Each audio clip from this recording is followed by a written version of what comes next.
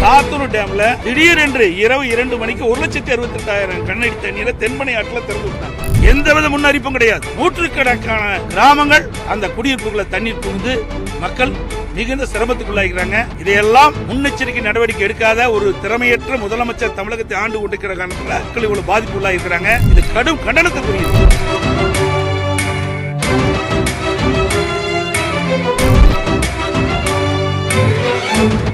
விழுப்புரம் மாவட்டம், கடலூர் மாவட்டம், கள்ளக்குறிச்சி மாவட்டம், திருவண்ணாமலை மாவட்டம், கிருஷ்ணகிரி மாவட்டம், இந்த மாவட்டம் எல்லாம் கடுமையா பாதிச்சிருக்குது கனமழையால. இந்திய வானிலை மையம் அலர்ட் கொடுத்த உடனே இந்த அரசு முன்னெச்சரிக்கை நடவடிக்கை எடுக்கப்பட்டிருந்தா இந்த பாதிப்பில் இருந்து மக்களை மீட்டிருக்கலாம், பாதிப்பு குறைச்சிருக்கலாம். ஆனா இந்த அரசு சரியான முன்னெச்சரிக்கை நடவடிக்கை எடுக்காத காரணத்துல கனமழையால் மக்கள் அங்கங்கே பாதிப்புக்கு உள்ளாயிருக்காங்க.